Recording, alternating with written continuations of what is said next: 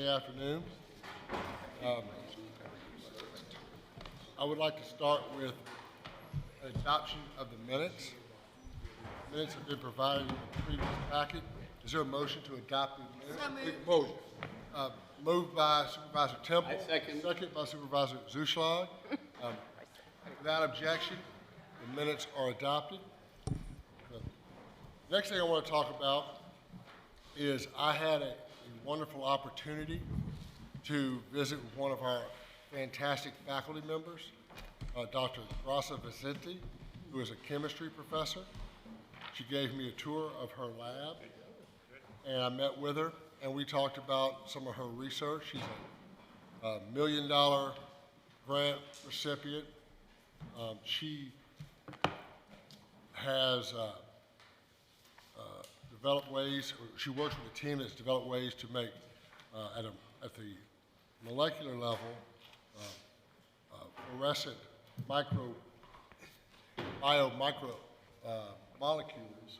It's very difficult for me to go there, but it makes them easier to see. She can then see where they go and attach, and it gives scientists an opportunity to detect things like colorectal cancer even earlier than we've seen before. So these things make tremendous differences in people's lives, and she's at the forefront of that. Even though she's a top-level researcher, and of course runs a lab here at LSU with graduate students, PhD candidates that she sits on the dissertation committees. She also teaches undergraduates, which I thought was interesting. She enjoys teaching Organic 2, which she's teaching now, and she even teaches Organic 1. I think that's 18-year-olds right out of high school are being taught by a full professor at LSU and someone who's truly a scholar and a top-level researcher.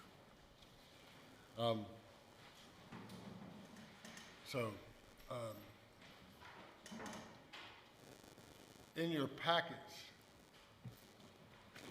supervisors, there is a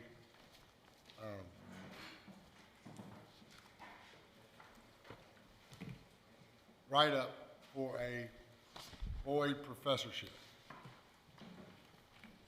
And this time the chair will accept a motion to name Dr. Grasa Vicente a LSU Boyd professor. So moved. Second. Moved by Supervisor Jones, seconded by Supervisor Damp. Nicole, would you call the roll? Mr. Starnes? Yes. Ms. Jones? Yes. Mr. Damp? Yes. Ms. Aguilera? Yes. Mr. Armenter? Ms. Aronson? Yes. Mr. Blossman? Mr. Brown? Yes. Ms. Jones? Yes. Mr. Mallett? Mr. Morris? Mr. Morrow? Yes. Mr. Temple? Yes. Ms. Werner? Yes. Mr. Williams? Mr. Woods? Yes. Mr. Zuschlag? Yes. 12 yeas, none opposed. Thank you, Ms. Griffith. With that, the motion passes. I think Ms. Professor Vicente is here. Would you please approach? Ladies and gentlemen of the Board of Supervisors, Dr. Grasa Vicente.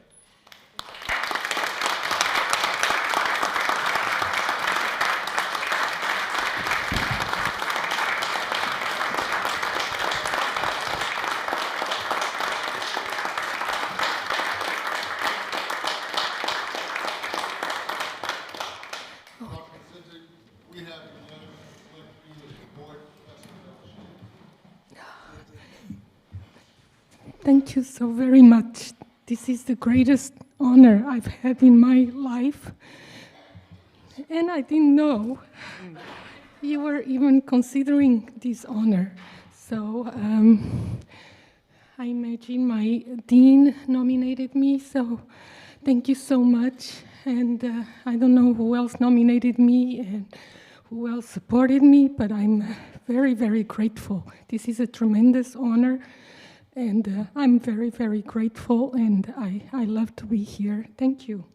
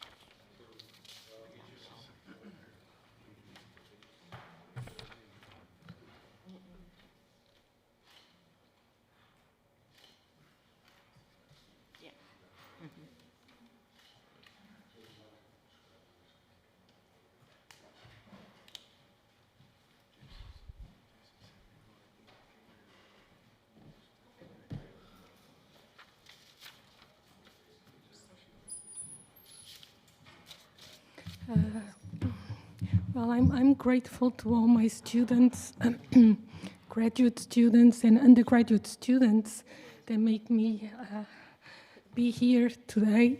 I'm an organic synthetic chemist, so we design and synthesize molecules that can be applied to treat numerous diseases, including cancer, and also can be used to detect early cancer incidence. So I have an NIH grant that allows us to detect early colorectal cancer much more efficient than the normal colonoscopy. There are several research projects in my lab. One of them also is the synthesis of biosensors to detect different ions in human tissues. And that can tell us a little bit if the concentration of metal ions or anions in tissues is dangerous or not. We do all the synthesis, the structural characterization. We design molecules for different applications, those that can cross the blood-brain barrier to treat brain tumors, and just study the structural features of the compounds that make them biologically active. We also do all the cell studies, or most of them, and we collaborate with a lot of investigators at LSU, mainly at the vet school and other institutions in Louisiana, such as ULM, for a variety of biological and chemical, photochemical, photophysical studies. The students really do all the work. I've had amazing students in my lab, and I want to acknowledge that, they're just great students, and without them, I could not receive this great honor. Thank you again.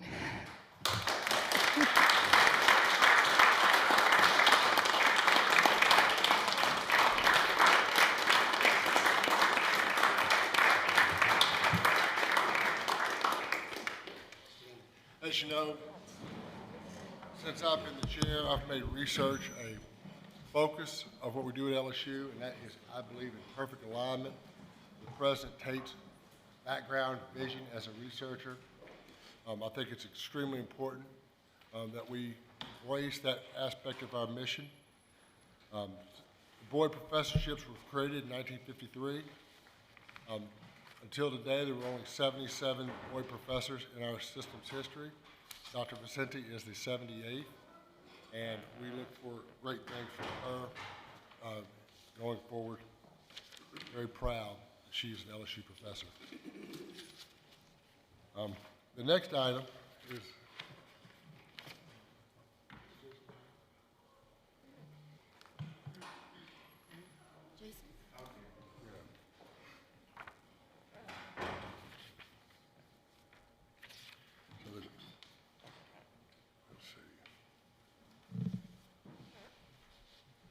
we'll do reports to the board. There are reports in your packet. Supplier diversity spend report, the fiscal year 2021-22 first quarter LSU investment report, and the first quarter information report. They've been previously provided to you. If there are any questions regarding those, otherwise I will accept in globo a motion to approve them.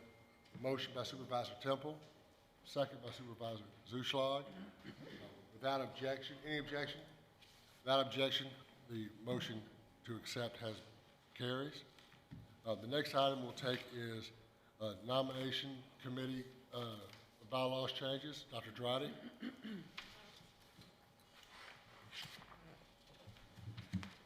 And before you begin, to place this matter in a proper posture, I'll accept friendly amendments to the previously distributed bylaws amendment. I'll make that motion.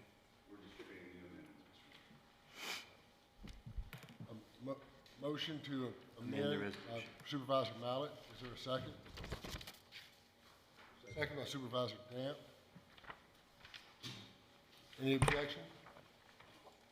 Without objection, the motion carries.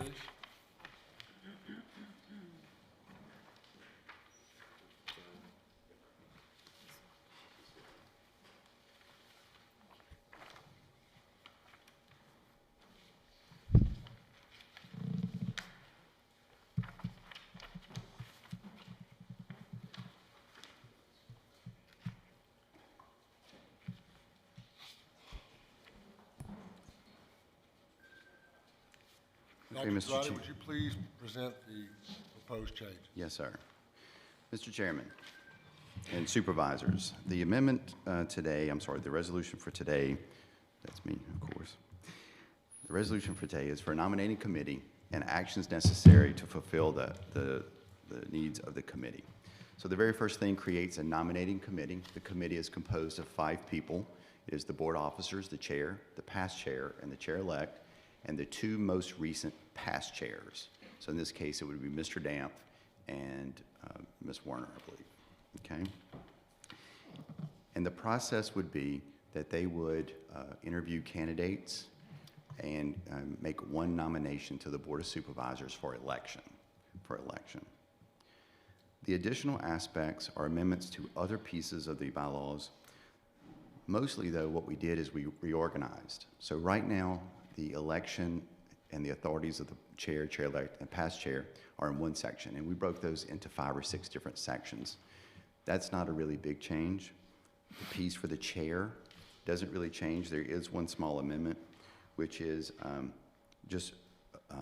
that the chair, a person can only serve as chair 1 time within their 6-year term. If they are reappointed by the governor for another 6-year term, they can serve as chair again. The largest change is to the chair-elect duties. In the chair-elect, the nominating committee will nominate 1 supervisor, and it will go before the board for a vote.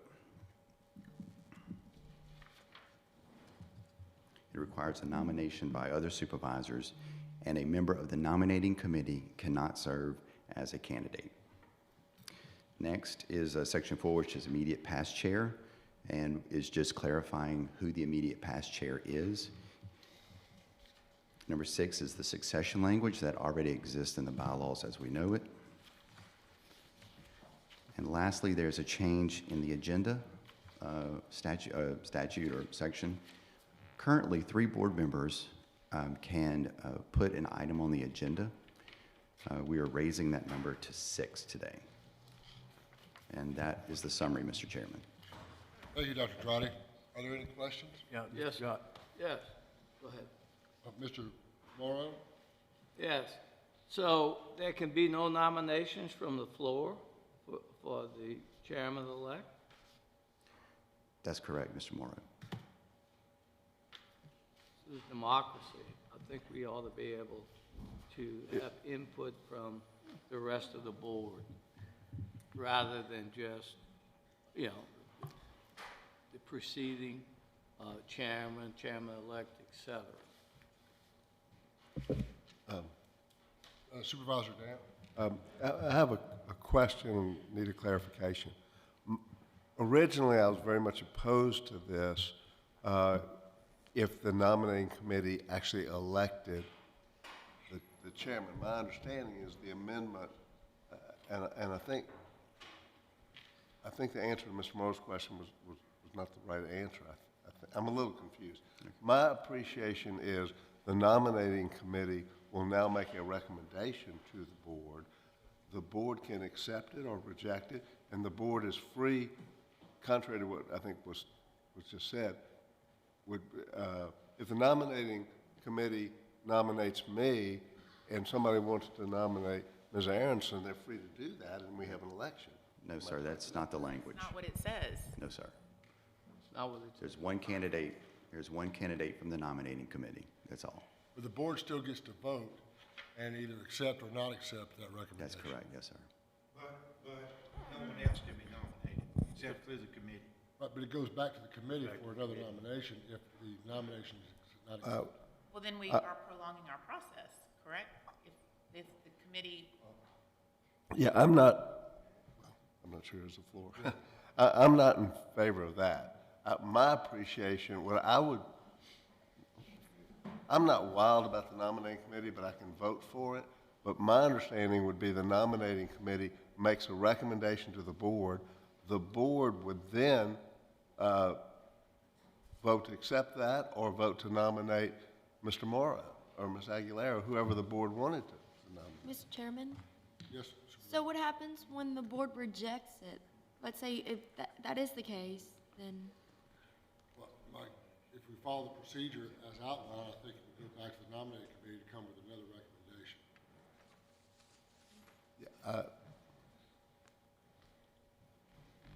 I'm not crazy about that. I think it ought to come to the, maybe we should table it and have a little more conversation, because I'm fine with the nominating committee who says we nominate person X, as long as the board, that would come to the board as a nomination, and then the board would say, well, person X is my dear friend, but I want to nominate person Y and have an election. That would be something I would be. That's not the procedure that has been outlined in the bylaws. Got a question, on a question. Can you speak to this, gonna let our attorney speak? I want our attorney to speak to this. You have an opinion or perspective about this? We didn't propose or draft this.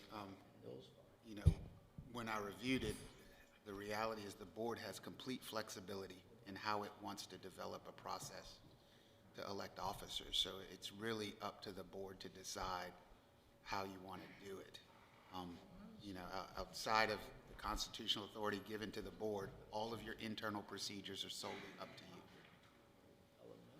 you. Mr. Chairman, I would move to table this and for further study and revision, simply because I want the board to be free to make a nomination if they want to. All right, there's a motion to table this Second. measure. Is there a second? Second. Second by motion by Supervisor Dant, a second by Supervisor Werner. Is there any discussion? Has the question been called? Oh, to table? All right, so, Ms. Griffith, would you call the roll? We'll have a roll call vote on this motion to table. Mrs. Starnes? No. Ms. Jones? Yes. Mr. Dam? Yes. Ms. Aguilera? yes. Mr. Armenter? Ms. Aronson? Yes. Mr. Blossman? Mr. Brown? No. Mr. Mallett? No. Mr. Morris? Yes. Mr. Morrow? Yes. Mr. Temple? No. Ms. Werner? yes. Mr. Williams? Mr. Woods? Yes. Mr. Zuschlaw? Yes. And 9 yes, 4 no. Motion carries, the matter's tabled. Mr. Chairman? Yes. Sorry. This will be a time to give notification for a bylaw change if you want to take this item up at the next meeting. Okay. Would you like to make that notice? Yes, I will. I hereby give notice that, public notice that the clock is now ticking for proposed bylaw change at the next meeting. Thank you. The next item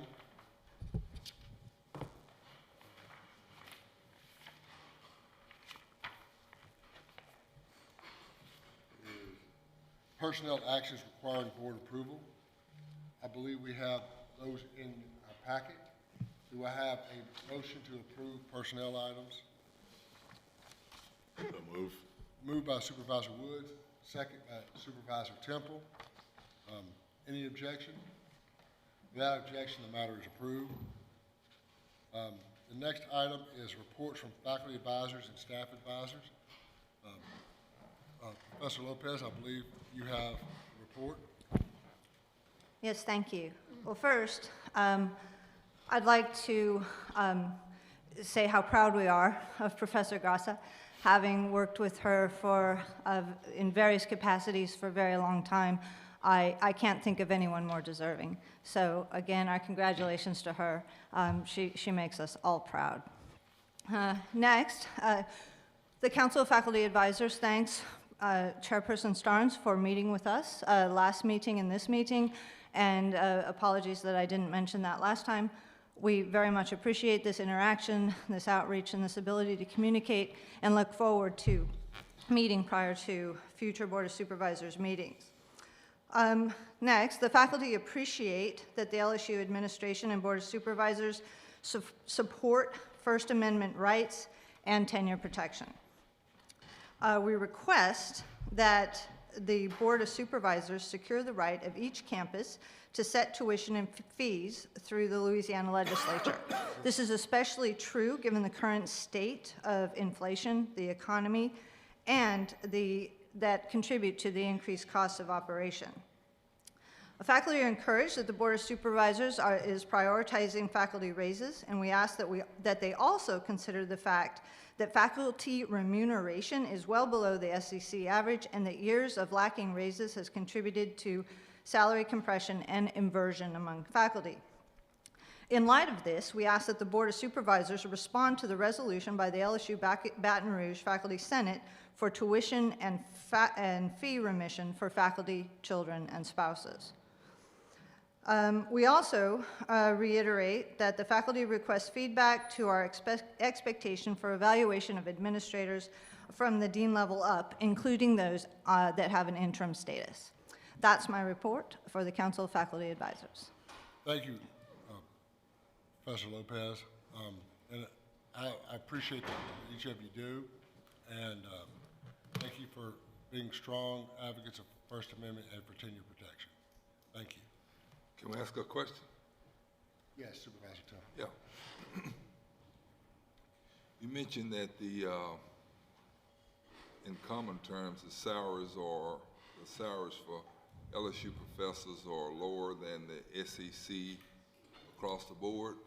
Is that about you? Yes, well, the average LSU faculty's salary is below that of the SEC average, yes.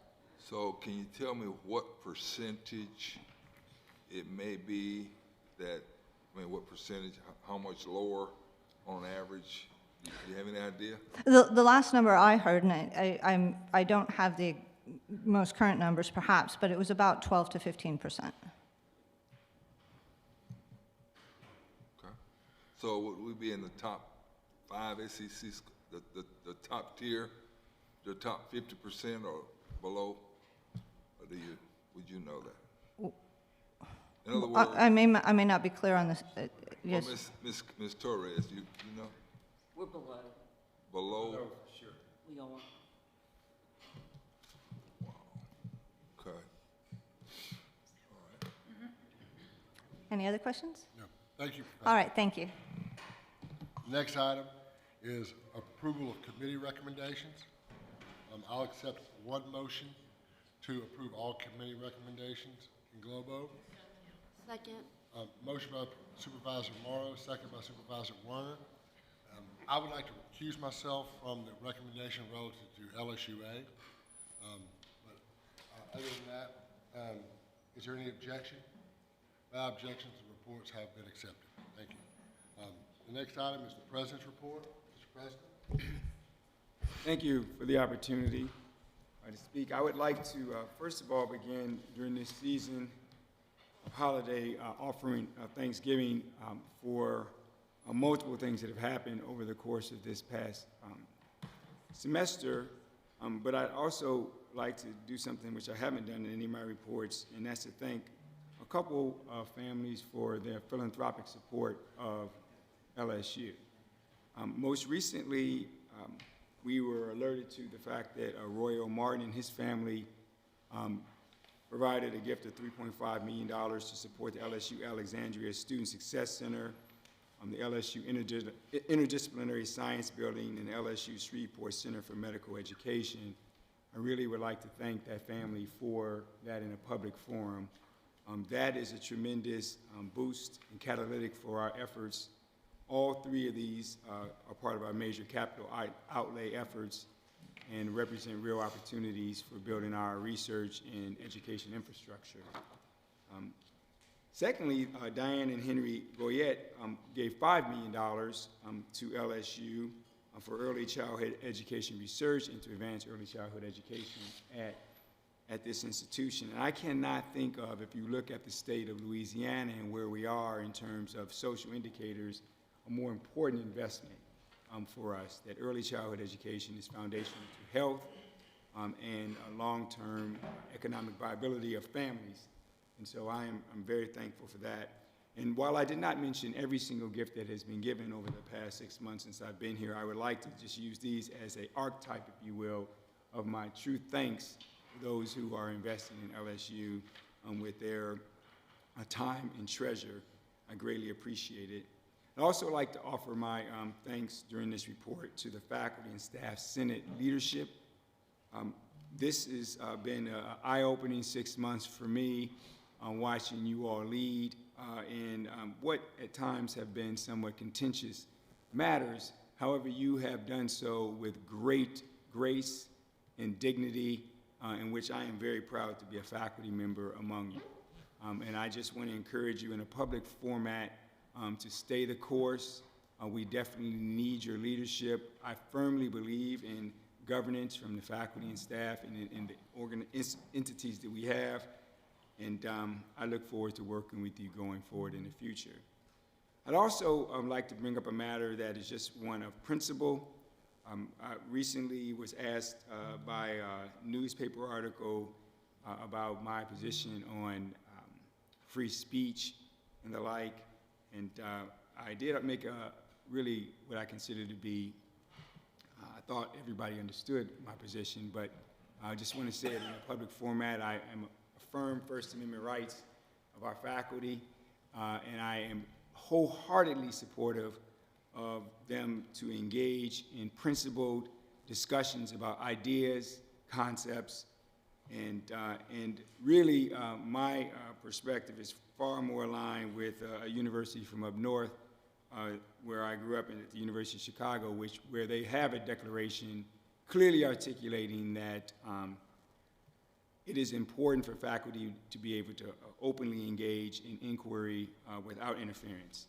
And so that is my position. I shall not deviate from it for any purpose at all and under any pressure or any duress. It is absolutely foundational to having an outstanding research university. If you cannot debate ideas, then you have sunk into another state. It is clearly the way we have to be. And so I just want to make that declaration and affirm that is my position, and it shall never change. Finally, I would like to thank my wonderful colleagues who serve on the Board of Supervisors. You have been great to work with over the past 6 months. I believe we have a lot of things we can get done in a positive fashion. I appreciate the support. As you know, we are going to embrace a Pentagon, if you will, 5 major ideas that were part of past strategic planning, and we're trying to put our own spin on them to make sure that we engage appropriately philanthropically with government officials and as well as with our colleagues throughout the LSU entity. I don't like saying system with a big S, but system with a small s. We are all one family, and we are going to engage on those principles in terms of our efforts to secure resources. But we shall also engage in a more formal strategic planning process that may bring in additional ideas and allow us to, in a more indigenous fashion, get everyone involved so that we have buy-in throughout the faculty and staff. And I think that's important for me to say in a public forum. I do want to say that it was imperative that we take on a set of principles, as we do have legislative sessions and we do have philanthropic opportunities. And if you just say you don't have anything you really care about or want to do, that's not a good answer. So we have picked our 5, but we shall also have additional efforts to get a clear vision around others. And to that effect, I look forward to working with each of you to ensure that the perspectives of the state are fully recognized through our strategic planning efforts. That concludes my report, and again, I wish you all a wonderful holiday season, and thank you for all that you do. Thank you, Mr. President. My report, first I'd like to thank the Ag School and Dean LaBorde for the poinsettias that we see on display here. They're very beautiful, and thank you for that. And thank you for visiting with us yesterday.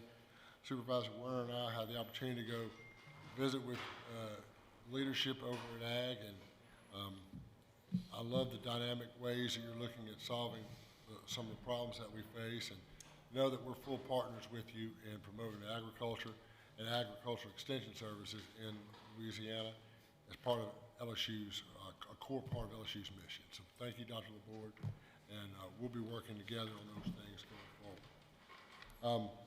Last night, we were hosted at the Water Campus by Professors Twilley and Clint Wilson.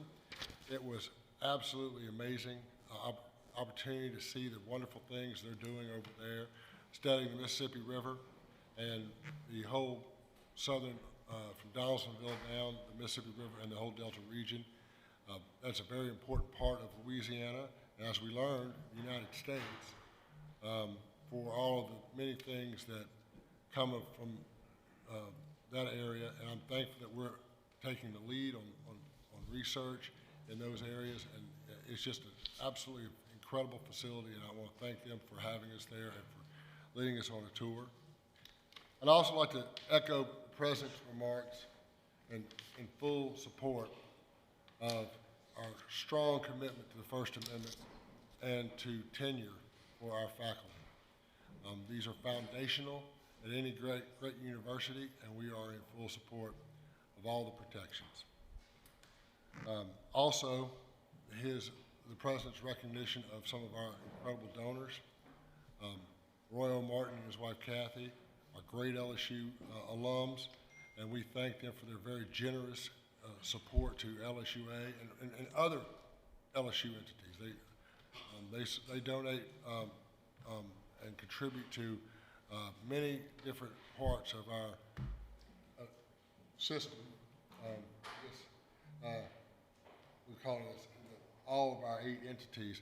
They are very consistent donors, and their efforts are very much appreciated.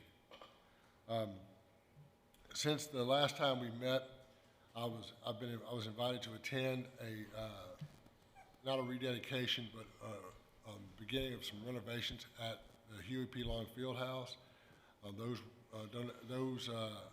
renovations are possible because of the generous donation of Oshner, and there are very exciting things happening at the Fieldhouse, and I'm very appreciative of my opportunity to be with everyone there. I also spoke at University Lab School, and what goes on at University Lab School is a very important part of what we're doing at LSU.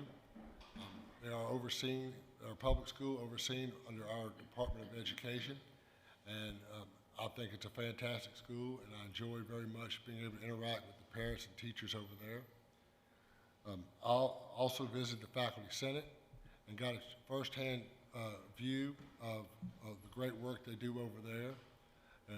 Our faculty can be, raucous, very opinionated people, and that's the type of interaction that makes for a lot of debate and a lot of very interesting discussions, and which I think are important in a university setting. And I thank them for their great work. I echo the President's remarks regarding that, so thank you very much. I also visited with the LSU Black Faculty Caucus at the Clarence Barney Center, and that was a very wonderful experience. I got a chance to see many faculty members who are engaging in incredible teaching and mentoring services. And interestingly, I also met with two student groups, the Black Male Leadership Institute and the Black Women's Empowerment Initiative.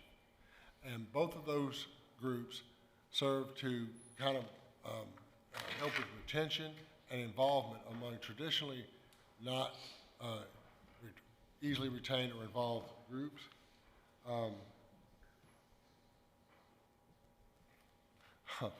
For traditionally involved groups, and it was absolute joy to listen and learn from each of them.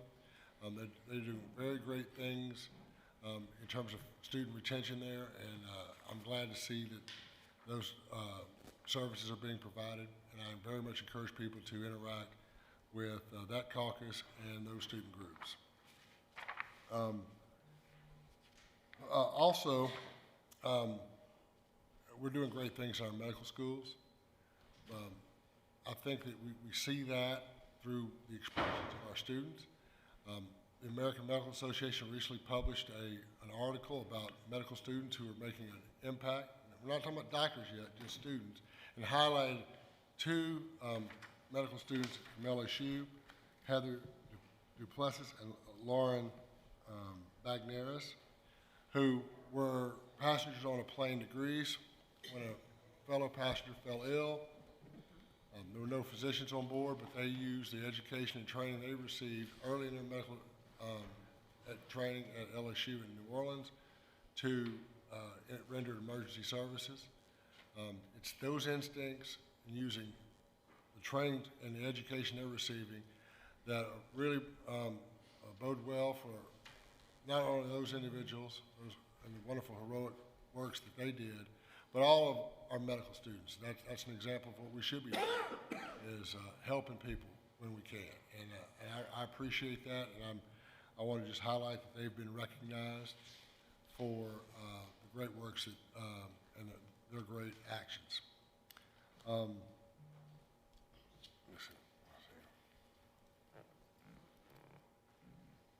Let's see. Anyway, that concludes my remarks. I would thank the supervisor for being with us these meetings, and thank you for conducting the business of LSU. And with that, I'll accept. Mr. Chairman? Yes. I would just like to make a note tonight that our University High Cubs will be playing at 7 p.m. for the state championship for football, as we talk about the value of that school and encouraging and supporting our children from the day they walk in or are brought in pre-K all the way through the great education they get there.